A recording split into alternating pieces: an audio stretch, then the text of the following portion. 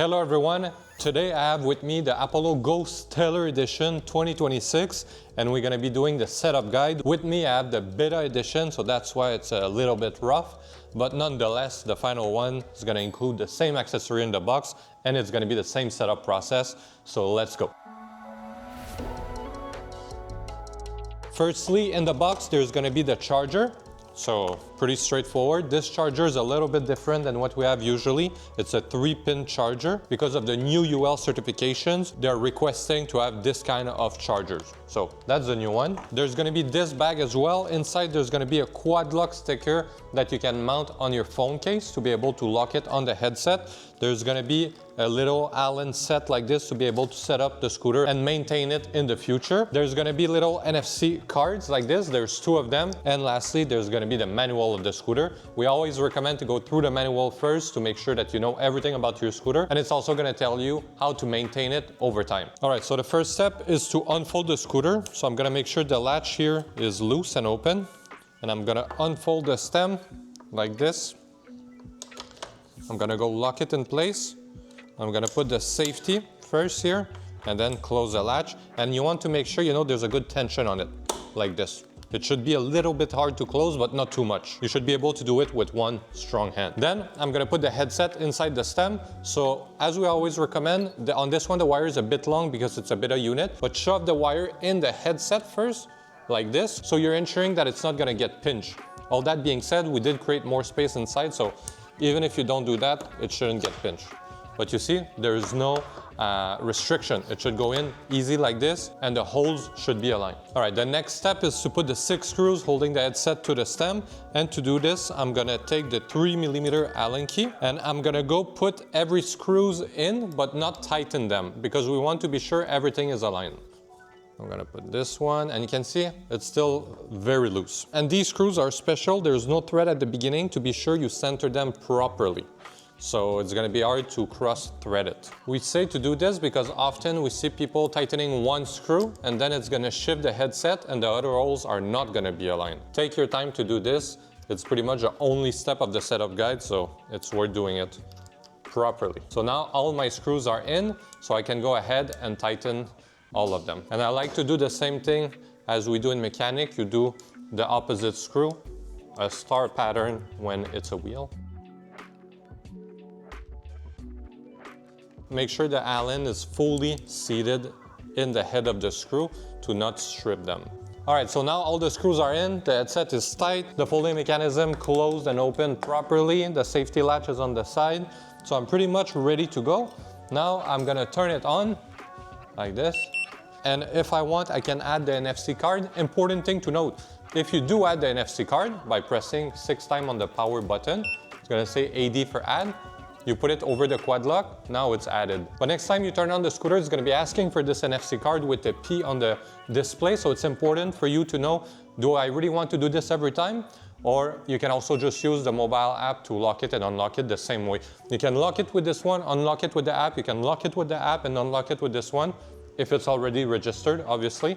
Just a little thing to note. After that, super important that you check your tire pressure. Based on the manual, we know that the tire pressure should be 50 psi, and this is the most important thing you should do before every ride. About 70% of the flat we see on the scooters, it's because people are not inflating their tire and they're riding. So just make sure to press on the tire like this before going for a ride. I do this every single ride, and you might as well just check if it's 50 psi when you get the scooter as well, just to be safe. Then I'm gonna make sure that all the lights work properly. So I'm gonna check the brake light here. This should flash, this should flash. I'm gonna check the turning signal. Works here, works at the top. Same thing on the other side. It works on the left, beautiful. Then I'm gonna try to turn on and off the stem light by pressing twice on the M button. Beautiful. And the headlight 1 time on the M button. On this Apollo Go, it's a little bit different from the previous 2024 Apollo Go. We have Ludo mode, like on the 2025 version. And to activate it, I'm gonna press 3 times on the power button, and that's gonna go into Ludo mode. And to get out of Ludo mode, I also need to press 3 times. This is the only way. To change gear, you need to press once on the power button. And note that if you're in Ludo mode and you press 1 on the power button, nothing's gonna happen. You need to get out of Ludo mode to be able to cycle through gear 1, 2, and 3. All right, so now I'm gonna be adding it to the mobile application, which you need to do to be able to, well, activate the warranty and be able to set up the scooter really however you desire. And honestly, it's worth unlocking the acceleration to have this little bit of oomph. So now I'm gonna open the mobile application. I'm gonna go through the app.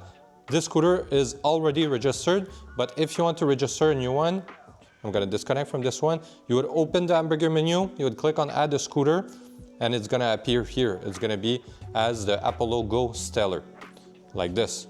I'm gonna click on it. Then I'm gonna be naming the scooter. This one, I'm gonna call it the Dash Beta Office, because it's our office unit. And then I'm gonna put everything to the max. You can see mine is already all to the max, but you can set up the maximum top speed limit at the top when you're gonna be in Ludo mode, because each gear has its top speed, but this one is specifically for the Ludo mode. Then there's gonna be throttle response, so how hard it's gonna accelerate, and there's gonna be the regen response, how hard it's gonna brake. I like putting everything to the max. Then there's gonna be a few tips of how to turn on the scooter, change the gear, turn on the lights, put it in Ludo mode like I just mentioned.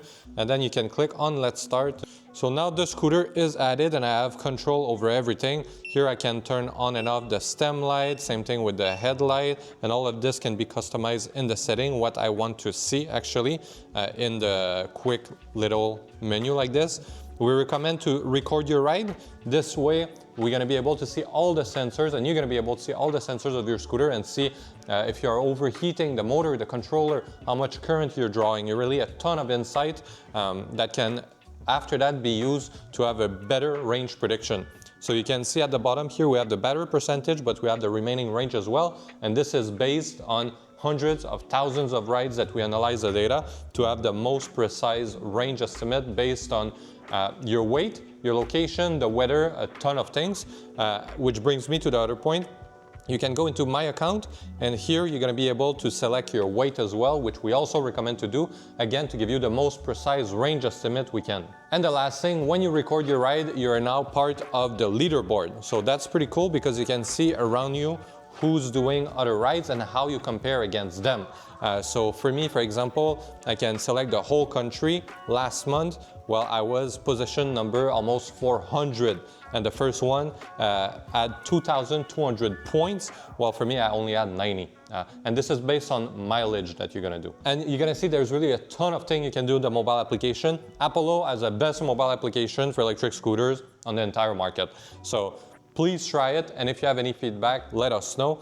And one thing I like to see here is the controller temperature and the motor temperature in real time. So when you're riding, you can see if you're about to hit it. We have Bosch motor on this new Go Stellar, so it's super efficient. But nonetheless, it's nice to see these things when you're climbing those hills in California, for example. And the last thing that's super important to do is to check the mechanical brake. Again, 90% of our users never touch it because they only brake with the regen brake. Nonetheless, in case of emergency, it's important to check that your mechanical brake is working as intended. So here I'm gonna press on it and I remove the kickstart so I can accelerate. I'll put it in Ludo and I'm gonna brake. It works well.